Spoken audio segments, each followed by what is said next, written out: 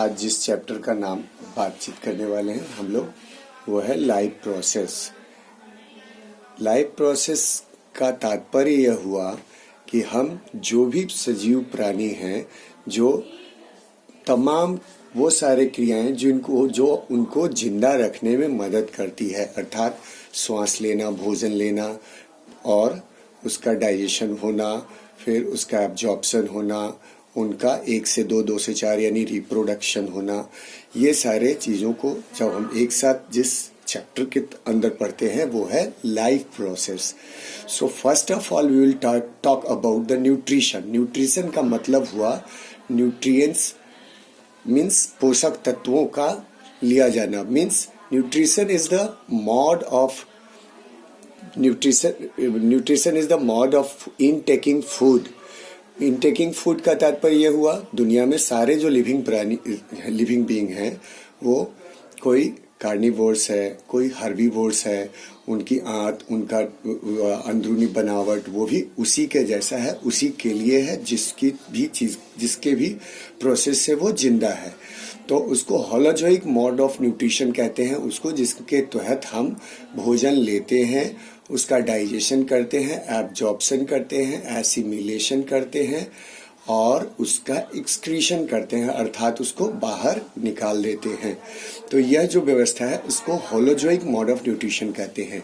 वह यूनिसेलुलर और मल्टीसेलुलर दोनों ऑर्गेनिज्म में होता है। मेन तौर पे हम इनको अगर बांटना चाहें तो न्यूट्रिशन 2 भागों में बांटा जा सकता है, ऑटोट्रॉफ्स और heterotrophs. Autos means it self. ज्यादातर शब्दों का साइंस में जो समावेशन हुआ है वो ग्रीक से लिया गया है। जिनका भी साइंस उस समय उन्नत होगा वहां से ये सारे शब्दों का समावेशन लिया गया है। ऑटोस मीन्स होता है it self, troughs means food making. So the process by which organisms are able to make their food is called autotrophs. Basically plants are belong to this category of the nutrition. दूसरी बात हुई autotrophs के अलावा heterotrophs। वैसा heteros means other, so that living organism which is depend on other about their food, about their nutrition is called heterotrophs. इस तरह के सजीव प्राणियों को हम heterotrophs कहते हैं। इनका भी आगे वर्गीकरण क्लासिफिकेशन किया जा सकता है। कार्निवोर्स, ओमनिवोर्स, हर्बीवोर्स, स्कैवेंजर्स और पैरासिटिक, सिम्बायोटिक, ये सारा हुआ जिसमें हम हेटेरोट्रॉफ्स के तहत इसको डाल सकते हैं। वो सारे तमाम लिविंग ऑर्गेनिज्म को जो भी किसी दूसरों पर डिपेंड है, वो प्लांट्स की तरह अपना फूड खुद से प्रिपेयर नहीं करते हैं।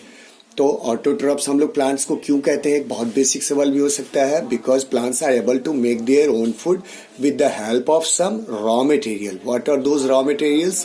Sunlight, carbon dioxide, water, mineral. So by using these things and carbon dioxide, by using these things plants are able to make their food.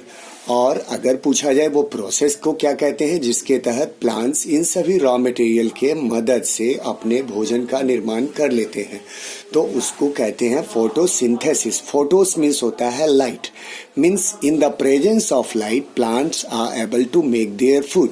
इसी प्रोसेस को हम फोटोसिंथेसिस कहते हैं। और इसमें हम उनका कौन सा पार्ट काम करता है, प्लांट्स का कौन सा हिस्सा फोटोसिंथेसिस में सबसे ज्यादा रोल प्ले करता है दोस्तों, वो है लीव्स। क्यों भला? क्योंकि लीव्स की कलर जो है वो हरी होती है और वहां ग्रीन पिगमेंट्स के कारण क्लोरोफिल ज्यादा पाए जाते हैं। और chlorophyll only is the site or is the biochemical which is essential in photosynthesis. वही है फोटोसिंथेसिस में जरूरी क्लोरोफिल का उपयोग प्लांट्स करते हैं जो उनके हरे वाले पार्ट्स में होते हैं। अगर ये पूछा जाए कि जहां जो हरा नहीं है क्या वहां